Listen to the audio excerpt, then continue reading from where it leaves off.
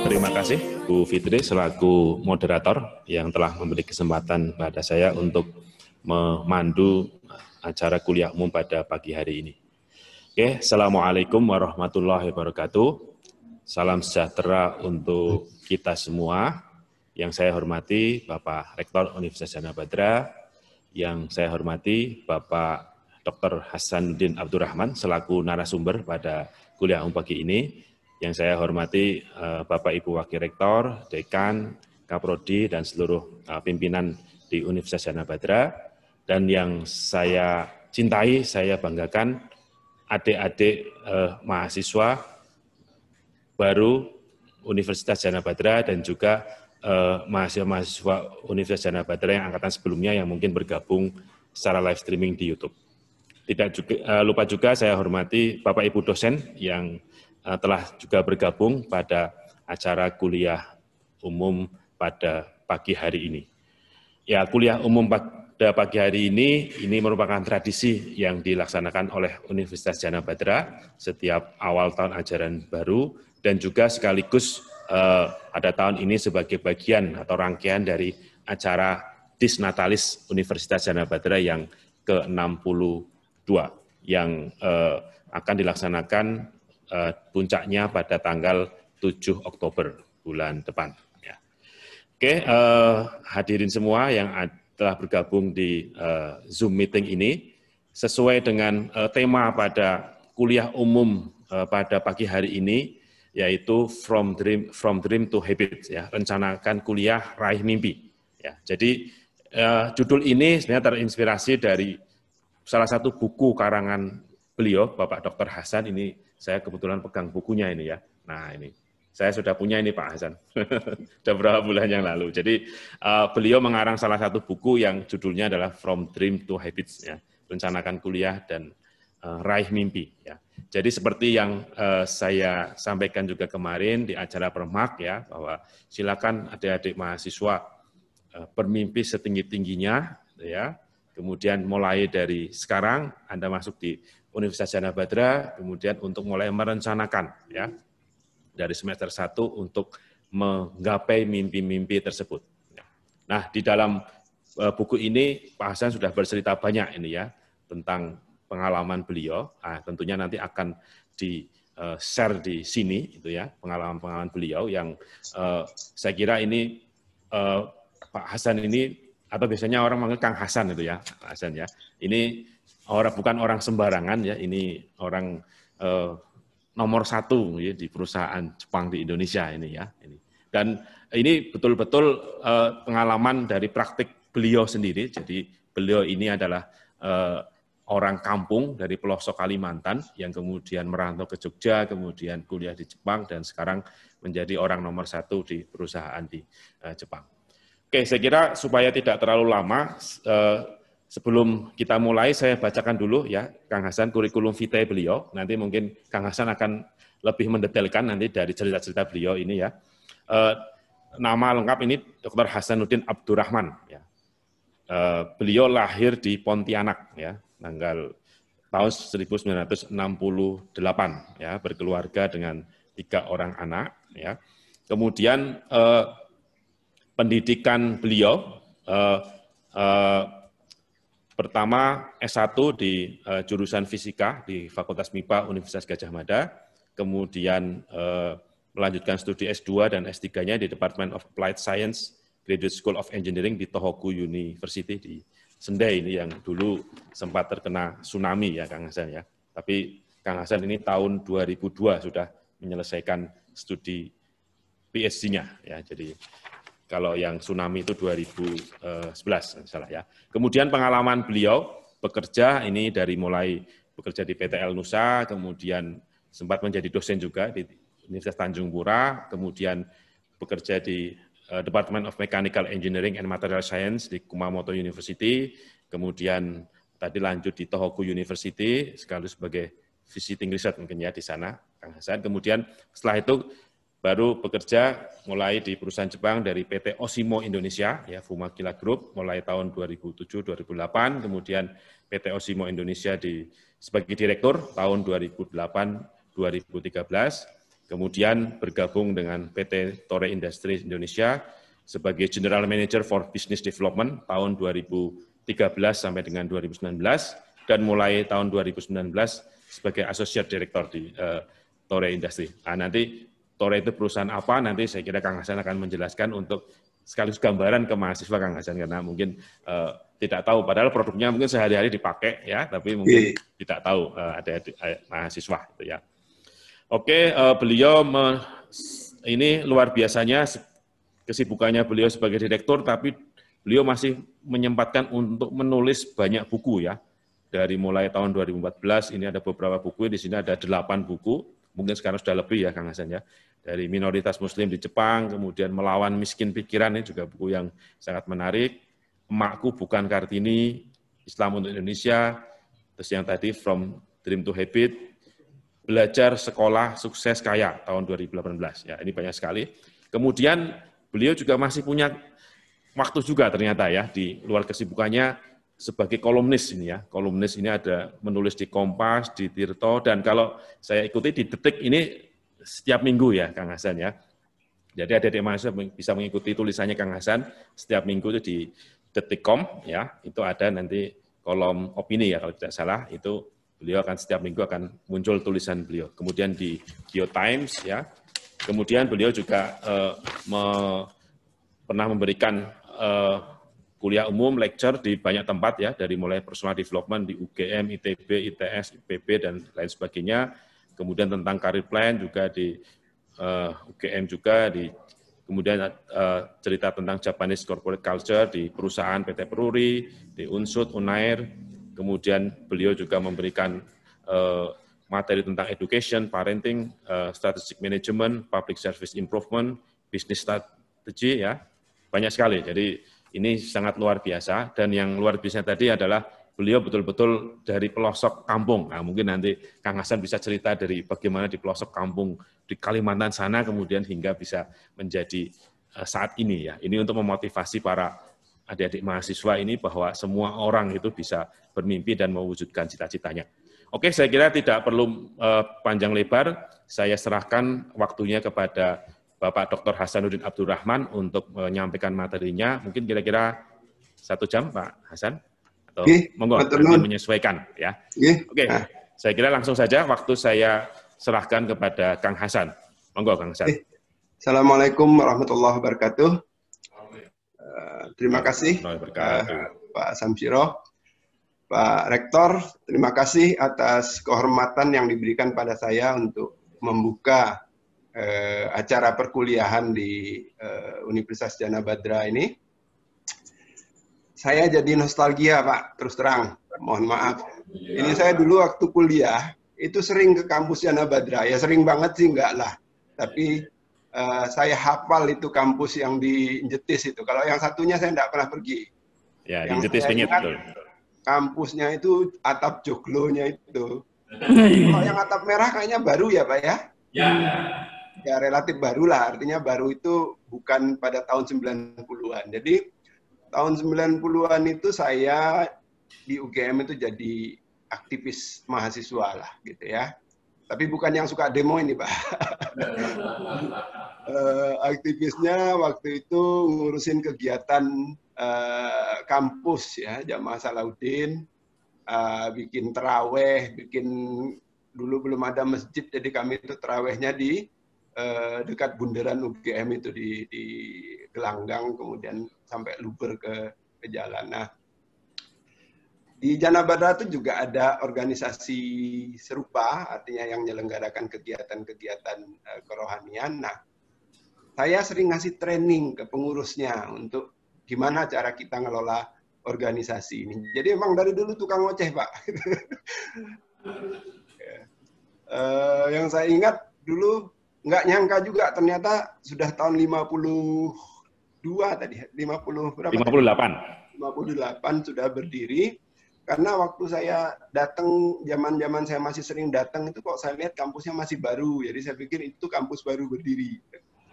Mungkin dari Bapak dosen ini ada generasi yang waktu itu ya seumuran saya gitu ya. Mungkin semoga pernah ada ketemu waktu itu. Oke. Nah, seperti disampaikan oleh Pak Samsiro tadi, ya saya ini orang desa. Tadi di riwayat hidupnya disebut lahir di Pontianak itu ngapusi, Pak. Jadi lahirnya itu jaraknya kira-kira di sebuah tempat yang jaraknya kira-kira nggak jauh sih, cuman 70 kilo dari Pontianak itu. Cuman pulau, jadi nggak ada jalan darat. Gitu. Sekarang namanya Kabupaten Kuburaya. Ya, Kuburaya itu di selatan dari Pontianak. Nah, karena pulau ini nggak ada jalan darat. Kalau sekarang adalah jalan darat, tapi nggak pakai jembatan gitu. Jadi untuk nyebrang dari pulau ke pulau itu pakai ada kapal, jadi motor dinaikkan ke kapal. Setelah itu bisa jalan darat. Zaman saya dulu nggak ada sama sekali. Zaman saya masih kecil. Jadi kalau mau ke kampung saya itu, Pak, dari Pontianak itu kami naik kapal kelotok itu kotok dari pagi sampai maghrib, ya seharian, dari betul-betul dari pagi sampai maghrib, sampai gelap, itu baru sampai kecamatan. Nah, kapal itu sebenarnya dari kecamatan ke kampung saya itu juga nggak begitu jauh, ya. Tapi kapal itu nggak mau ke kampung saya karena nggak ada dermaga. Jadi dia cuma mau ngantar kami sampai ke kecamatan. Nah, untuk sampai ke ke kampung saya itu biasanya kami harus naik sampan. Jadi kalau kebetulan ibu saya itu dagang, jadi kalau dari Pontianak bawa barang dagangan itu sampai di kecamatan itu kan malam. Jadi tidur dulu di kapal, besok pagi ada yang jemput dari kampung. Ya misalnya abang saya juga pernah dayung sampan tuh jemput ibu untuk pulang. Jadi dari situ 2 jam lagi naik sampan ya. Sampan. Jadi seperti itu desonya gitu ya. Tapi tadi seperti kata Pak Rektor itu kalau kita bermimpi, ya, jalan untuk mencapai mimpi itu sudah tersedia. Ini yang saya yakini juga, Pak. Jadi kita tinggal mencari jalannya. Jalannya sudah tersedia. Nah, saya waktu kecil itu suka ngobrol sama emak saya. Jadi kami di Kalimantan tuh kalau ngomong macam orang Malaysia, macam Ipin Upin itu kan.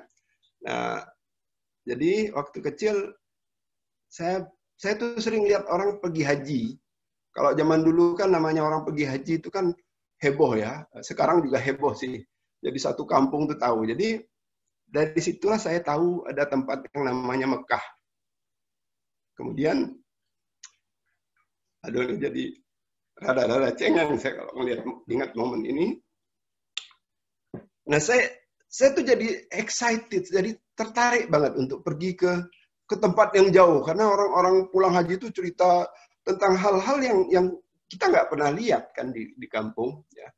Cerita tentang mobil segala macam. Tahun 70-an itu nyari mobil aja kalau di Pontianak itu masih sedikit kan. Di kampung saya boro-boro ada mobil gitu, nggak ada ya. Nah kemudian yang terbayang di saya adalah saya pengen pergi ke tempat yang sangat jauh itu. Nah, terus saya bilang sama Mak, nanti kalau udah besar, aku nak ke Mekah. Saya bilang gitu. Mak saya bilang, nak ngapa nak pergi haji kah? Saya bilang enggak, Mak. Saya nak sekolah sampai jauh Mekah. Jadi nanti kalau udah tamat SD ini, di kampung saya cuma ada satu sekolah SD. Udah tamat SD ini saya bilang, saya nak nyambung ke Pontianak. SMP. Lepas itu saya nak sekolah di Jakarta. Saya bilang. Dan lepas itu saya nak ke Mekah. Nah, alhamdulillah agak meleset sedikit sih. Jadi habis dari SD saya memang ke Pontianak, SMP dan SMA, belok sedikit ke Jogja gitu, nggak ke Jakarta. Karena Jakarta waktu itu biaya kuliahnya mahal banget, jadi milihnya ke Jogja yang mungkin Pak Rektor sedikit lebih dulu dari saya di Jogja ya. Zaman itu kita masih bisa makan stereo, Pak. Sego separo tempene loro gitu ya. Itu Rp125. Itu di zaman itu masih bisa di Jogja itu, jadi pakai kecap manis sudah cukup untuk makan, ya. Nah, dan akhirnya saya memang tidak sekolah ke Mekah, tapi saya bisa sekolah ke Jepang. Kebetulan kayaknya junior saya di sama-sama alumni Jepang, Pak Samsiro, ya. Dan ketika saya sampai di mendarat pesawat itu, ya, ketika pertama kali tiba itu rasanya gimana ya? Kayak meledak gitu di dalam perasaan kita sendiri ini, bahwa aku ki wong desa gitu loh, ya. Saya tuh ngomong Jawa lancar, ngomong Melayu lancar. Aku nih budak kampung gitu, kok bisa sampai sini. Nah, itu yang menurut saya sangat indah. Dan ketika itu tercapai, yang ada berikutnya adalah far beyond, jauh dari apa yang pernah kita impikan, terbuka jauh lebih luas. Saya tidak pernah membayangkan diri saya jadi profesor, walaupun cuma pakai embel-embelnya ada tamunya gitu, tapi saya pernah jadi profesor di Jepang, profesor tamu. Itu nggak pernah saya bayangkan sebelumnya. I went far beyond that. Nah, inilah yang saya sebut dengan dahsyatnya mimpi, gitu ya. Dan persis seperti yang dikatakan Pak Rektor tadi, kalau kita meyakini itu, kita akan bisa mendapatkannya, dan sudah banyak contoh orang yang berhasil meraih mimpi-mimpinya. Nah, tentu saja bermimpi saja tidak cukup, gitu kan? Ada langkah-langkah yang harus kita capai, harus kita lakukan. Nah, buku saya ini adalah hasil rangkuman dari kuliah saya di berbagai kampus. Sejak tahun 2012, ya, saya itu keliling ke kampus-kampus di seluruh Indonesia, dari Banda Aceh, ya, kemudian pernah ke Lampung, ke mana-mana lah. Kalau Pulau Jawa ini udah hampir semua provinsi, ya, semua provinsi saya pergi. Paling jauh ke timur itu saya sampai ke Ambon, ya, masih kuliah di Mataram dan sebagainya, menyampaikan pesan yang sama, bahwa Anda bisa meraih mimpi melalui kuliah yang Anda rencanakan dengan baik. Oke? Nah, saya akan share slide-nya. Untuk yang live di Facebook, mohon maaf nggak bisa lihat slide. Kalau mau lihat slide ada di YouTube, tadi sudah saya post juga di ini, Pak. Mohon maaf, Pak. Mohon izin Pak Rektor, ini juga saya siarkan ke teman-teman, biar banyak yang mendapat manfaat, gitu ya. Nah,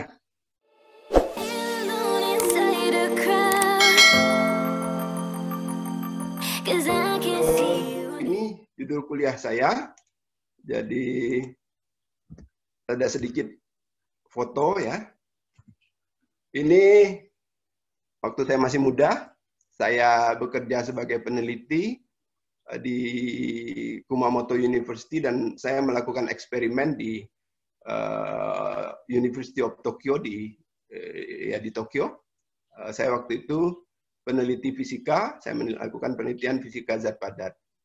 Nah, kalau ini foto di Paris, ya, di Paris, yaitu saya ke Paris itu, ya kayak kalau orang Pontianak bilang tuh orang sepok gitu, orang deso banget gitu. Kok saya bisa ke sini gitu? Kok saya bisa ya ke sini ya? Nggak masuk akal. Membayangkan dulu umur 7-8 tahun tuh saya masih harus ndayung sampan menjemput ibu saya ke kecamatan, gitu ya. Artinya apa? Artinya siapapun kita sekarang, siapapun kita dulu, anak siapapun kita sekarang, sekere apapun kita, itu tidak akan pernah menghalangi kita untuk mencapai mimpi kita. Itu yang pertama saya ingin adik-adik yakin. Ya. Siapa kita sekarang tidak menentukan masa depan kita. Tapi apa yang akan kita lakukan sekarang, itulah yang akan menentukan masa depan kita. Itu yang saya ingin adik-adik yakini. Dan ini bukan soal saya saja. Ini ada Mbak cantik yang saya sudah minta izin ke beliau untuk saya pakai fotonya. Ini anak yang saya kenal melalui Facebook ya. Namanya aduh lupa saya, saking lagi emosinya ngingat masa lalu. Anak ini dulu berkeliaran dalam tanda kutip di grup-grup Facebook yang membahas soal beasiswa. Dia masih SMA waktu itu. Ya, berapa tahun yang lalu, sekitar 6 tahun yang lalu. Nah, dia waktu itu berinteraksi dengan saya dan dia menyatakan pengen kuliah ke luar negeri. Pokoknya pengen cari beasiswa. Nah, kemudian lulus SMA, dia lulus S1 lulus masuk program sastra Inggris di Universitas Hasanuddin Makassar. Ini anaknya dari Ciamis. Nah, kemudian dia belajar bahasa Inggris. Suatu saat dia tanya sama saya, Pak, kalau saya belajar bahasa Mandarin bagus nggak? Saya bilang bagus. Kalau kamu bisa double bahasa Inggris lancar, Mandarin lancar, bagus. Nah, kemudian lama setelah itu kami nggak kontak. Tahu-tahu saya lihat dia sudah ikut exchange program di sebuah universitas di Taiwan. Artinya dia sudah mahir bahasa Mandarin. Nah, kemudian sekarang S2 di Taiwan. Ini orang yang mirip seperti yang saya ceritakan tadi. Orang-orang yang bermimpi ya. Kemudian ini Mbak Julia ini ya, Julia. Julia ini adik kelas jauh saya di UGM, di fisika juga. Jadi tahun 2012 itu saya ngasih kuliah ke adik-adik saya, kuliah yang sama, From Dream to Habits ini. Kemudian dia datang menghampiri saya, Pak saya pengen kuliah ke Jepang. Dan sekarang mungkin sudah hampir lulus ini di Saitama University, S3.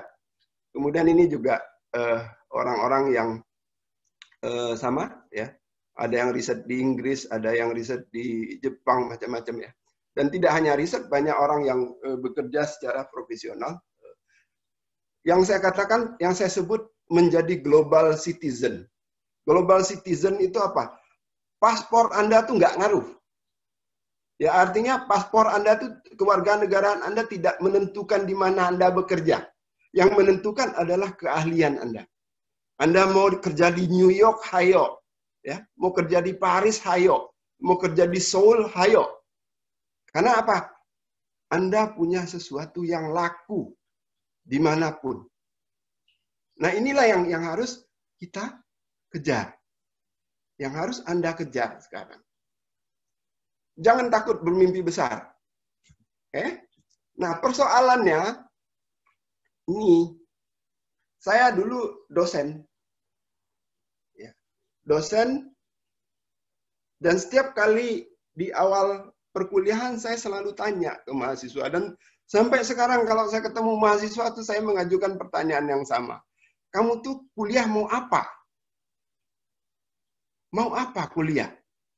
Jawabannya macam-macam, banyak yang klise. Ya, mau nuntut ilmu Pak? Ya, saya bilang nuntut ilmu bagus. Tapi ilmu mah mau dipakai buat apa? Secara sederhana selalu yang lebih praktis lagi saya tanya, nanti lulus itu mau kerja apa? Nah ini banyak yang bingung. Belum tahu Pak, lihat nanti aja, jalani aja dulu gitu ya. Ya itu kalau ada cowok deketin cewek kemudian mulai pacaran, jalani aja dulu tuh, itu cowok nggak jelas itu ya, nggak jelas itu.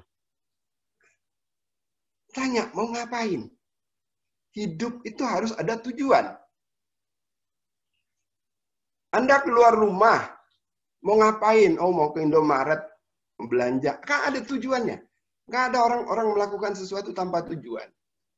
Nah, seringkali, ini yang seperti saya gambarkan di sini, kuliah itu dianggap seperti black box mesin ajaib, seolah-olah kalau udah ngelewatin mesin ajaib itu, Anda akan lulus nanti jadi sarjana, hore, kemudian dapat pekerjaan keren, dapat duit banyak.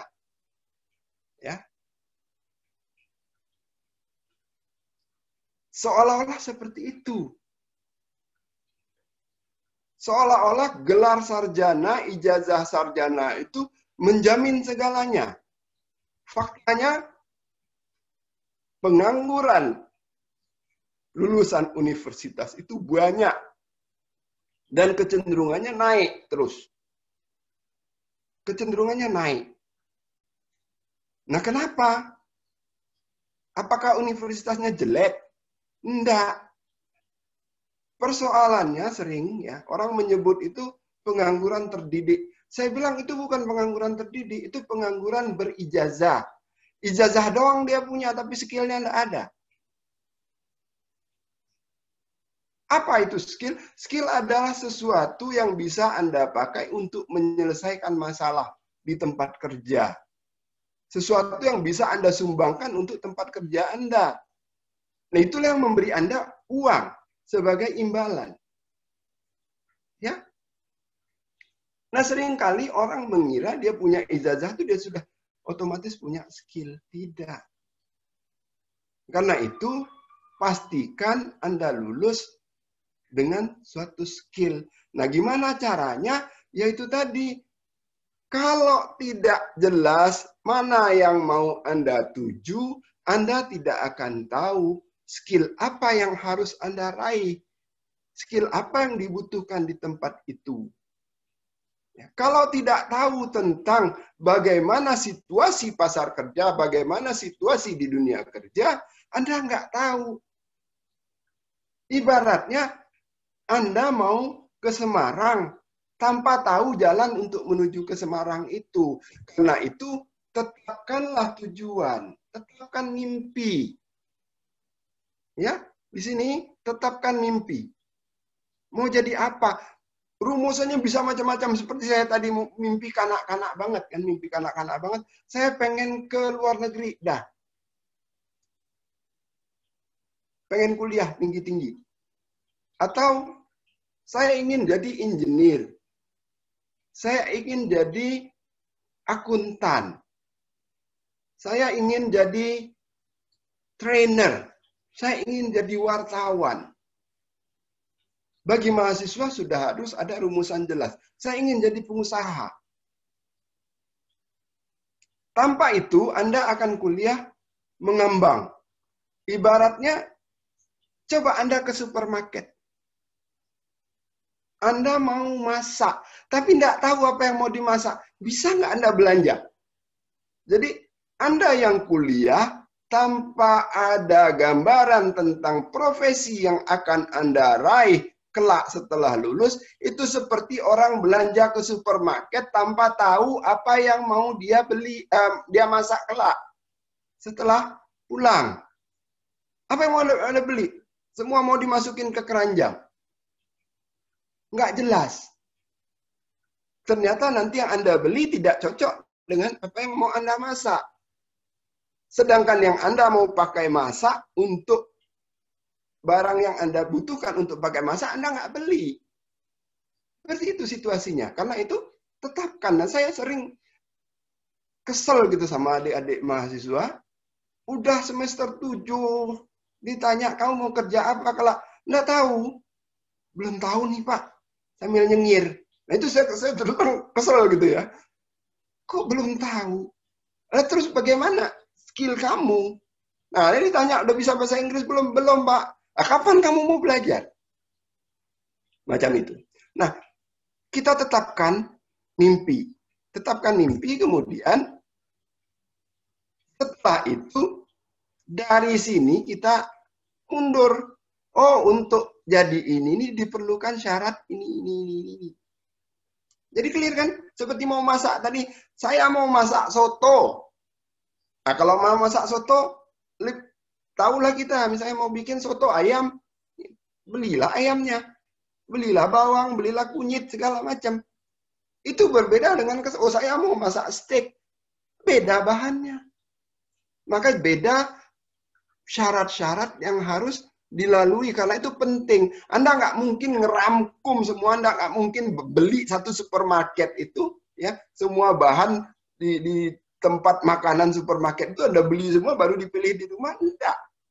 Sama Anda pada saat kuliah, enggak semua skill mau Anda rangkum itu enggak mungkin. Maka siapkanlah skill skill apa yang Anda butuhkan. Ketahuilah skill itu dengan menetapkan mimpi. Jadi ini mimpi Anda, ini jalan yang harus Anda lalui, syarat-syaratnya apa, tahapan yang harus Anda lalui apa. Itu diketahui dulu, maka penting ketika di awal perkuliahan, pada saat masuk itu, oh aku ingin jadi ini. Bahkan sebetulnya pada saat Anda milih jurusan, Anda sudah punya gambaran. Mau apa? Nah, tercapainya mimpi itu apa sih? Ini tadi, ya. Ini mimpi, ini tahapan-tahapannya. Pada setiap tahapan ini ada syarat. Untuk bisa, katakan ini mimpi besar Anda. Di sini. Ini mimpi besar Anda, kemudian untuk mencapai ini tahap-tahapannya. Misalnya Anda mau jadi profesor, ya tahapannya pertama ya lulus S1, kemudian nanti lulus S2, S3. Ini kan setiap ini kan ada syaratnya. Atau mau jadi presiden direktur sebuah perusahaan, maka ini ada syarat-syarat. Ada tahapan-tahapannya, ada syarat-syarat. Nah, di setiap tahapan itu ada syarat. Kalau tahap ini terpenuhi, artinya Anda pindah dari posisi ini ke sini. Ya. Begitu syarat ini terpenuhi, Anda pindah dari sini ke sini. Begitu syarat ini dipenuhi, Anda pindah dari sini ke sini. Sederhana itu logikanya. Ya. Mewujudkan mimpi artinya memenuhi setiap syarat yang dibutuhkan untuk mencapai mimpi itu. Nah, karena itu Anda harus tahu syaratnya apa. Untuk tahu syaratnya apa, Anda harus punya mimpi. Mimpi Anda itu apa? Kalau nggak punya mimpi, syaratnya gimana? Bisa tahu? Nggak tahu. Sesederhana itu mindset. Ya, karena itu tetapkan mimpi dan kumpulkan informasi tentang syarat-syarat mimpi itu. Gitu ya. Nah, mau lebih spesifik lagi bicara, Anda mau kerja di bidang apa? Ini sebagian aja saya kasih contoh. Misalnya di manufaktur, atau di trading, perdagangan, ya, atau mau kerja di bank, mau kerja di bidang oil and gas, atau mau jadi dosen, mau jadi apa namanya di bidang industri jasa yang sekarang sedang booming gitu ya, jasa yang terkait dengan internet, ya, di bidang IT. Industrinya ada. Anda harus kenali industri apa aja yang ada dan apa yang Anda ingin tuju. Nah, di dalam industri itu, setiap industri itu ada yang namanya job function.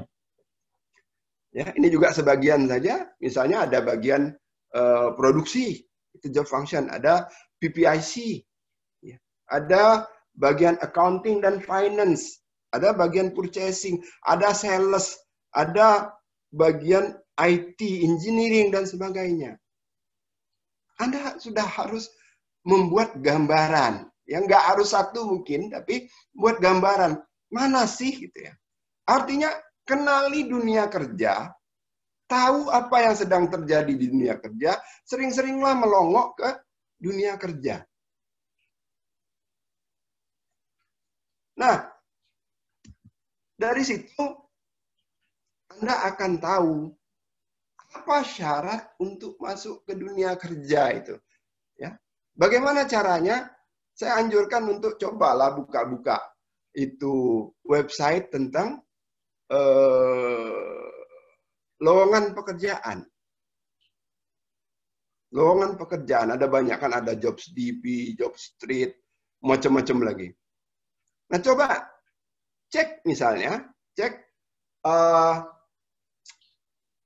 cari lowongan untuk fresh graduate. Itu artinya lowongan yang tersedia untuk Anda ketika Anda lulus nanti. Ya, cari lowongan untuk fresh graduate. Dari situ akan terlihat profil apa yang dibutuhkan dunia kerja untuk bisa masuk situ. Ya, untuk bisa masuk situ. Nah, dari situ Anda akan tahu Anda harus jadi manusia yang seperti apa yang harus Anda kumpulkan, skill apa yang harus Anda kumpulkan. Itu salah satu caranya. Ini contoh saya ambil di screenshot. Misalnya ini untuk yang jurusan accounting. finance staff ya, accounting finance staff.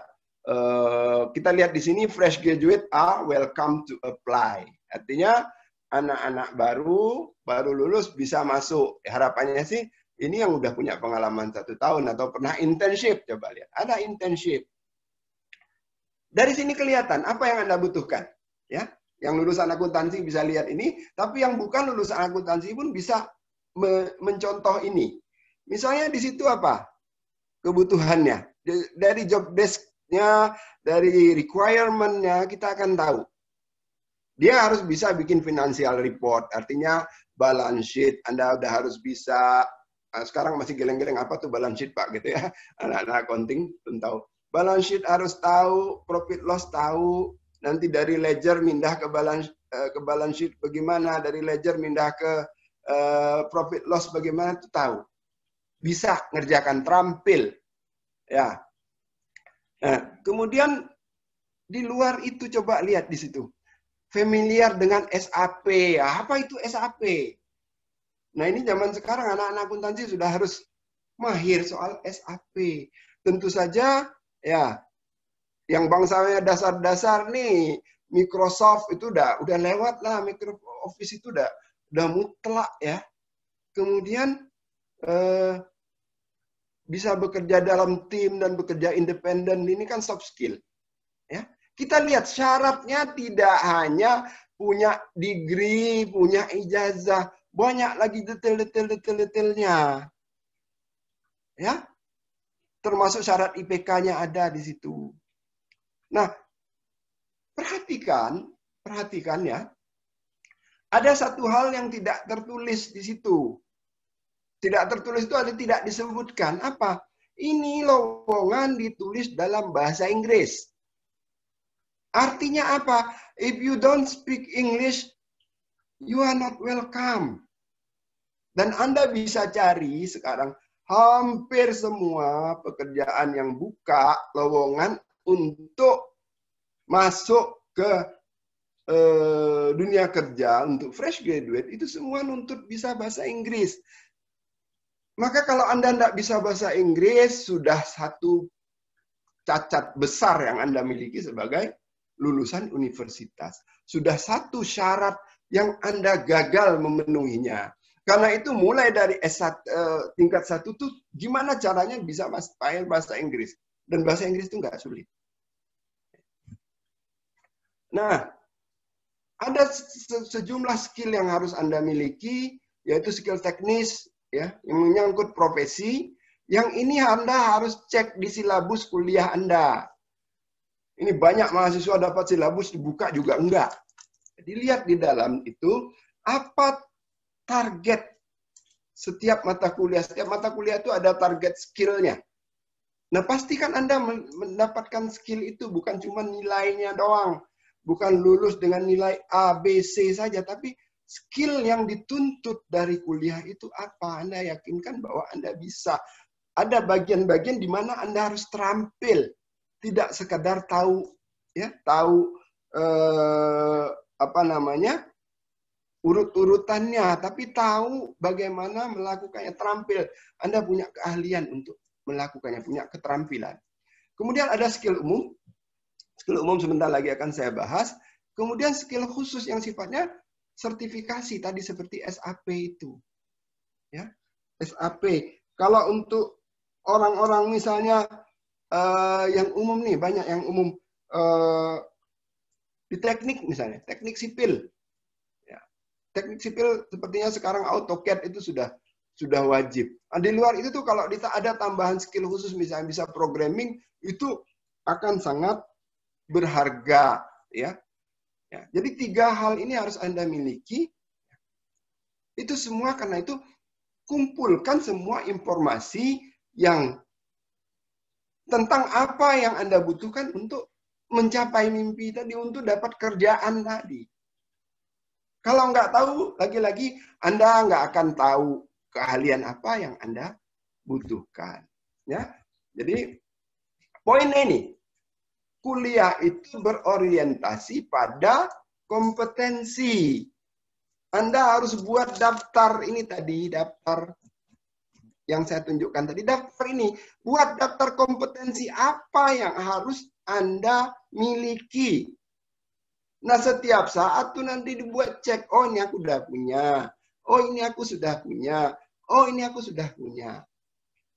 Yang datang bawa map ke kantor-kantor, ya zaman dulu bawa map, kok sekarang udah ngajukan online aja. Yang datang bawa map ke kantor, kemudian ditolak, itu apa? Adalah orang-orang yang tidak punya list skill ini. Tidak punya list skill ini. Tidak ada skill yang dia miliki. Kalau Anda miliki, lapangan kerja kita masih cukup banyak. Jangan khawatir. Yang saya bilang pengangguran tinggi itu rata-rata kebanyakan adalah orang-orang yang memang tidak punya skill. Ya. Nah, itu kuliah bukan sekadar hadir, ngisi daftar hadir, duduk dengar, ikut ujian, lulus dapat nilai. Faktanya apa? Banyak orang lulus kuliah IPK-nya tinggi, tapi nggak tahu apa-apa, nggak bisa kerja apa-apa. Nah, pastikan kuliah itu untuk menguasai sejumlah kompetensi. Pastikan Anda tahu kompetensi yang Anda butuhkan.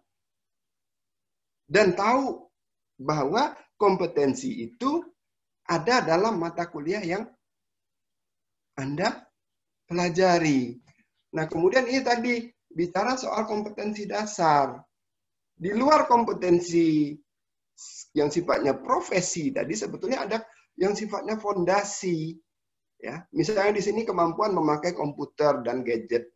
Ya, tadi kan saya Microsoft Excel itu sudah harus khatam, Microsoft Office itu. Ya, Excel itu jangan dikira mudah. Excel itu luar biasa fungsi-fungsinya. Sebagian besar kita tuh mungkin cuma pakai 10% dari fungsi yang tersedia di Excel. Ya. Nah, kalau makin mahir Anda, makin terampil Anda nanti dalam bekerja. Nah, yang tidak kalah penting adalah kemampuan mengumpulkan informasi dengan gawai ini.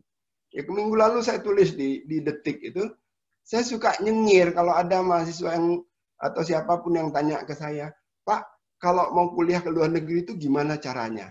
Hah, saya bilang, ya bukan apa-apa. Saya kuliah ke luar negeri itu udah puluhan tahun yang lalu, nanya sama saya itu sama aja kayak nanya ke fosil gitu ya. Nanyanya ke Google, ada begitu banyak informasi seperti itu. Tapi orang dengan adanya Google itu masih banyak orang yang belum cerdas mencari informasi. Oke? Nah, kemudian kemampuan belajar. Satu hal penting yang harus Anda kuasai selama Anda kuliah adalah kemampuan Anda untuk belajar mandiri. Lihat ya, kita kuliah itu beda sama SMA. Kuliah itu cuma sebentar. Setelah itu Anda suruh belajar sendiri, suruh ngumpulkan sendiri pengetahuan. Dan pada akhir kuliah Anda akan bikin skripsi. Skripsi itu, ingat adik-adik, ketika Anda mengerjakan skripsi, hayatilah itu sebagai sebuah proses belajar Anda, final. Jangan bikin skripsi nyontek. Oh, kemarin seniorku bikin skripsi judulnya ini, tinggal diubah satu kata, dua kata, pindah tempat survei aja jadi judul, kemudian di-copy semua ceritanya, kumpulkan. Enggak. Hayati penulisan skripsi itu sebagai sebuah proses belajar mandiri Anda sampai Anda menghasilkan sebuah karya mandiri. Jadi jangan cari jalan pintas. Gunakan itu sebagai momen untuk meyakinkan Anda bahwa saya bisa belajar sendiri, bahwa saya bisa belajar secara mandiri. Nah, kemudian ada yang namanya problem solving. Ini soal cara berpikir. Oh, ini ada masalah. Kemampuan Anda mendeteksi masalah. Ya. Kemudian melihat apa akar masalahnya. Jangan sampai yang Anda coba selesaikan adalah akibatnya, bukan sebabnya. Nah, ini ada prosesnya. Ini Anda bisa belajari. Nah, kemudian ada practical intelligence, tadi sudah saya sampaikan, bagaimana mengumpulkan informasi yang Anda butuhkan, memilah, mengolah organisasi itu, kemudian memakainya untuk menyelesaikan masalah. Ditambah kemampuan berorganisasi. Tadi saya cerita, saya dulu aktif di organisasi. Ketika saya banting setir dari peneliti fisika masuk pabrik, apa yang saya pakai? Itu manajemen yang saya pelajari ketika saya berorganisasi di Jogja dulu. Yang dulu saya kasih training segala macam. Itu yang saya pakai sampai sekarang. Itu tidak didapat dari membaca buku. Itu didapat dari beraktivitas di organisasi. Cuman jangan salah. Banyak yang ikut organisasi, nongkrongnya 90%. Tidak ada kegiatan belajar di situ, sekedar hura-hura. Makan tidur di sekretariat organisasi itu dikiranya sedang berorganisasi. Enggak. Itu sedang menghabiskan waktu kalau tidak disertai dengan proses belajar. Makanya ketika Anda masuk ke organisasi, saya anjurkan masuk organisasi mahasiswa itu pertegas skill apa yang Anda mau bangun di situ. Ya, di organisasi itu Anda bisa di bawah itu ada komunikasi, Anda bisa belajar komunikasi, bisa belajar public speaking. Bisa belajar leadership di sebelah kanan. Ya. Belajar mengelola meeting, belajar mengelola orang, dan sebagainya. Ini nanti akan kita bahas lebih detail. Nah, bahasa asing, bahasa Inggris mutlak, tlak. Kalau Anda bisa bahasa Inggris, udahlah, nggak usah lulus deh. Banyak yang baru sadar bahwa bahasa Inggris itu diperlukan untuk bekerja setelah lulus, dan baru setelah itulah dia baru memulai belajar. Butuh waktu 2 tahun lagi untuk mahir bahasa Inggris. Makanya dari sekarang ikutlah kursus, biasakanlah ngomong bahasa Inggris dengan sesama teman. Lancar bahasa Inggris itu. Ya. Ditambah kalau bisa bahasa orang lain, bisa Mandarin, bisa Jerman, bisa bahasa Jepang, gajinya beda ntar masuk kerja. Nah, kemudian bekerja itu adalah melayani, perhatikan, bangun mindset Anda ketika bekerja, ya, sampai mulai sekarang, biasakan untuk melayani orang. Biasa belajar juga soal teknik negosiasi dan sebagainya. Nah, ini hal-hal yang penting di dunia kerja, yang tidak ada dalam pelajaran kuliah. Ini harus Anda pelajari sendiri. Harus Anda bangun skill-nya sendiri. Nah, setelah Anda tahu, ini sudah saya kasih tahu kan tadi garis besarnya, dan Anda setelah ini cari lebih detail tentang apa yang Anda butuhkan, Anda buatlah rencana. Buat rencana, ya. Ingat, rencana itu bukan daftar kegiatan yang akan dilakukan, tapi daftar target yang hendak dicapai. Target itu harus dicapai, bagaimana caranya, kapan, nah itu rencananya. Misalnya saya kasih contoh, skill kalau Anda akuntansi tadi ya, bagaimana menghitung COGS. Itu kan skill. Menghitung COGS itu didapat dari mata kuliah apa. Kapan itu? Di semester berapa? Cek di silabusnya. Buat yang dari IT misalnya, bisa bahasa apa? Programming. Bisa networking, security. Ya. Saya nggak tahu detailnya, tapi Anda cek itu skill apa yang Anda butuhkan ada di mata kuliah mana. Sekali lagi, ketika Anda kuliah, Anda belajar itu, fokusnya bukan sekadar bagaimana menyelesaikan soal ujian.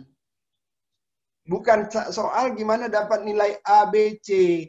Tapi kuliah ini menuntut dibangunnya skill apa. Di akhir kuliah atau sepanjang masa kuliah Anda harus cek, aku dapat nggak skillnya? Kalau enggak, nilai A, B, C itu enggak akan banyak membantu Anda ketika Anda kerja nanti.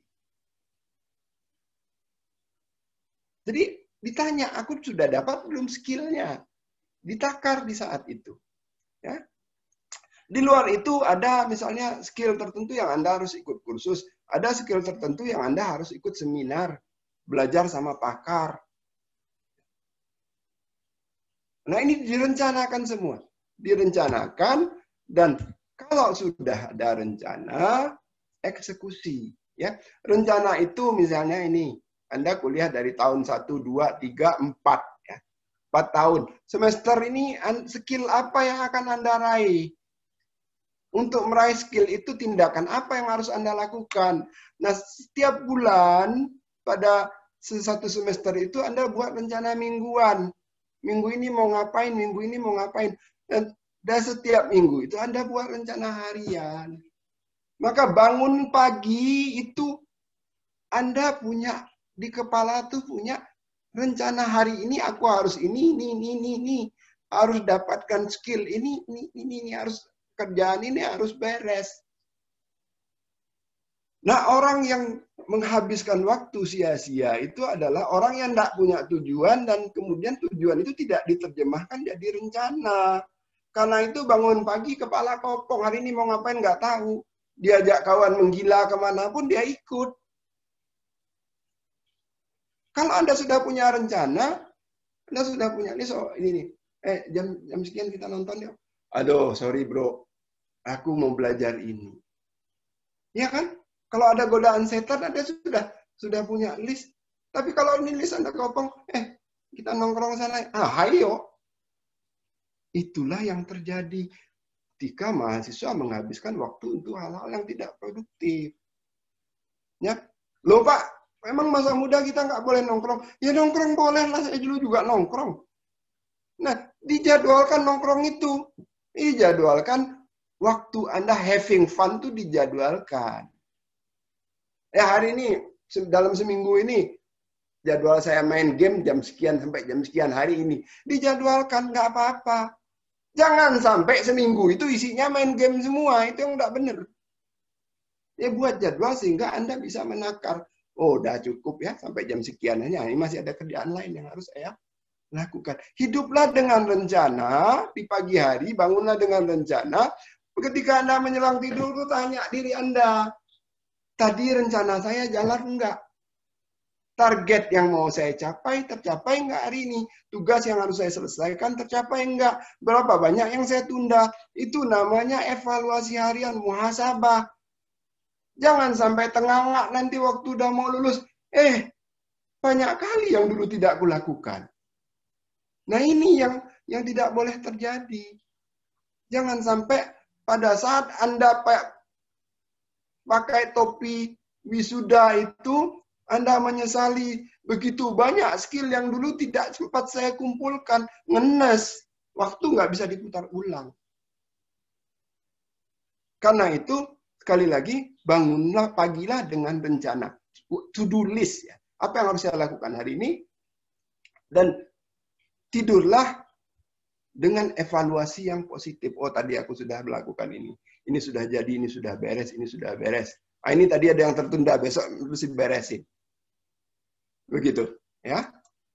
Nah, ini yang disebut dengan to-do list. Apa kegiatan Anda yang harus dilakukan waktu, tempat, dan segala macam. Target detailnya. Kok rumit amat Pak? Nggak rumit lah ini. Anda punya gadget, punya komputer, punya apa ini semua. Pakai schedule itu bisa. Ya. Saya sering ngomel orang kalau meeting ada cerita lupa. Bilang lupa tuh kamu nggak punya HP apa masih lupa juga. Ya. Lupa jadwal meeting. Nggak masuk akal itu. Ya. Nah, rencana itu dijalankan. Kalau cuma rencana doang, ya itu sama aja berkhayal doang.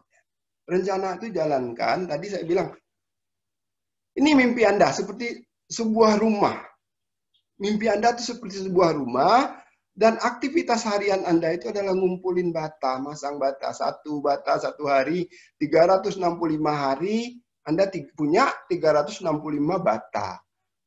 0 bata dalam satu hari, 365 hari berlalu, 0 juga hasil Anda. Karena itu, pastikan target Anda punya 2 bata sehari, 2 skill sehari yang Anda kumpulkan, 2 vokabulari yang baru yang Anda pelajari dari bahasa asing dan seterusnya. Pastikan itu terkumpulkan secara konsisten, pastikan setiap semester target-target Anda capai. Kalau enggak nanti lulus kosong ini, nggak ada rumah di sini.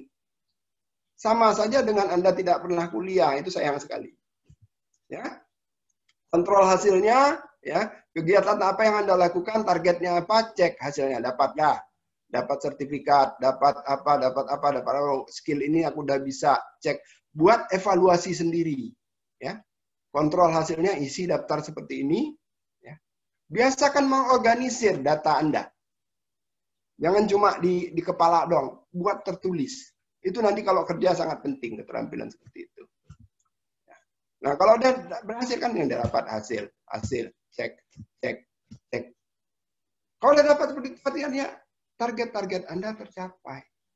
Kalau nggak tercapai bagaimana? Lakukan mekanisme PDCA, plan, do kan tadi kan, do. Lakukan. Cek tercapai nggak hasilnya. Kalau nggak tercapai berarti harus ada langkah koreksi. Kenapa nggak tercapai? Ya, kebanyakan nongkrong, berhentilah nongkrong. Dapat hasil seperti ini, maka Anda akan bisa mengumpulkan skill yang dibutuhkan. Nah, biasakan untuk memvisualkan, ya, dibuat visualisasi. Ini seperti ini rencana Anda garis merah, ya, ini garis biru. Anda lakukan. Ini kan seperti kita naik motor pakai Google Map itu. Ini planningnya, garis biru, kemudian titik biru jalan. Nah, kalau melenceng dari situ, berarti Anda harus recalculating. Gimana caranya kembali ke jalan yang benar. Selesaikan, lakukan tindakan koreksi. Mekanisme PDCA tadi. Ya. Nah, saya anjurkan mahasiswa untuk membuat grafik ini. Ya. Ini grafik. Ini apa nih? Garis ini. Ini garis, sebentar. Garis vertikal ini skill Anda. Ya. Garis horizontal ini waktu. Ya. Tahun pertama, tahun kedua, tahun ketiga, tahun keempat saat lulus nih. Nah, ini adalah grafik pertumbuhan skill ke atas. Ini adalah yang saya sebut dengan skill threshold. Ya. Batas minimal skill yang Anda butuhkan untuk masuk ke dunia kerja. Nah, cek setiap saat. Tahun pertama skillku udah nyampe belum sini. Tahun kedua cek lagi, udah sampai mana? Masih jauh nggak dari batas ini? Kalau mohon maaf, ya, kalau misalnya pertumbuhan skill Anda seperti ini, begini ya, ini lulus nih tahun keempat. Apa yang terjadi? Anda jadi pengangguran. Anda nggak memenuhi syarat untuk masuk ke dunia kerja karena skillnya nggak cukup. Ini yang tidak boleh terjadi dan ini yang banyak terjadi. Nah, bagaimana caranya agar setiap saat Anda tahu pertumbuhan skill Anda? Oh, kalau gini-gini ya, nah, ini harus tobat nih. Udah masuk wilayah pertobatan kalau udah sampai begini. Harus segera ganti arah supaya pada saat Anda lulus, Anda bisa melewati skill threshold ini. Sesederhana itu sebenarnya cara berpikirnya. Oke? Nah, kalau sudah itu, ya Anda kontrol lah. Kontrol diri, selalu healing, kata orang Jawa, selalu ingat bahwa Anda punya tujuan. Ya. Nah, kalau tadi saya katakan, ya, setiap syarat yang Anda butuhkan, ini sederhananya, Anda lagi kuliah, ini syarat untuk dapat kerja sesuai dengan yang tertulis di lowongan pekerjaan tadi. Kalau yang Anda ada tertulis tadi itu Anda cek. Kita balik ya, kita balik ke sana.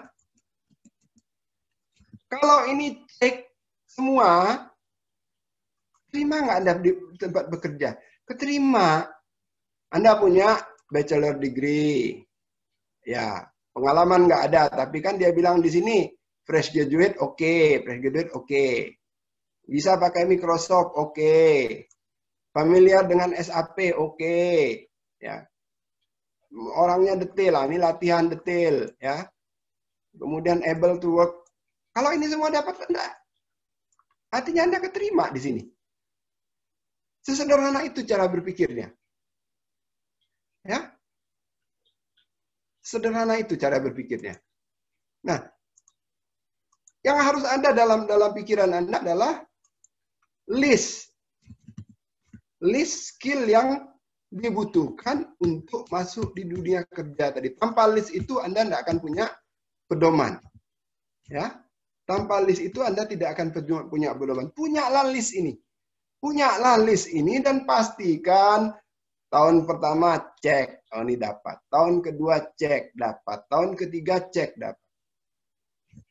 Ya. Begitu Anda dapat, Anda lulus sebagai orang yang kompeten. Kemanapun Anda pergi, Anda akan diterima bekerja.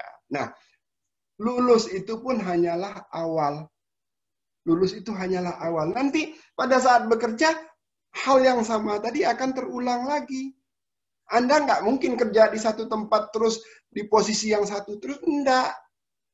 Di atas ada jenjang di atasnya dan di atas itu juga ada daftar lagi kualifikasi. Karena itu Anda harus belajar lagi. Jangan dikira lulus kuliah itu habis itu nggak belajar, nah itu salah.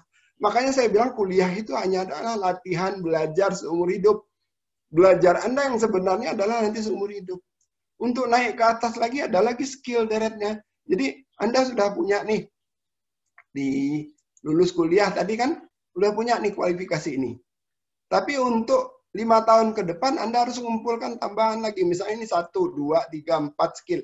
Di sini butuhkan 1, 2, 3, 4, 5, 6, 7. Oh, berarti 3 skill tambahan lagi Anda harus raih di dalam 3 sampai 4 tahun ke depan atau 5 tahun ke depan. Untuk jadi manajer kualifikasinya harus sekian. Dari supervisor ada sekian lagi skill baru yang harus Anda raih. Ditambah tentu saja prestasi kerja, kinerja. Seterusnya. Seperti itu. Jadi hidup itu hanya siklus itu. Siklus bagaimana Anda membangun skill baru, tambah lagi. Oke? Nah, berikutnya kita akan bicara tentang kebiasaan. Tadi saya bilang from dream to habits ya. Jadi ada dream, visi tentang apa yang harus Anda lewati, ya, tujuan yang ingin Anda capai, apa yang harus Anda lewati. Kemudian Anda buat plan, rencana, eksekusi, kontrol hasilnya. Berikutnya kita bicara soal kebiasaan. Ini waktu tinggal 5 menit ya. Kebiasaan itu apa? Kebiasaan itu sesuatu yang dikerjakan tanpa sadar. Ya. Karena Anda melakukannya terus. Nah, kebiasaan apa yang Anda butuhkan untuk mencapai cita-cita?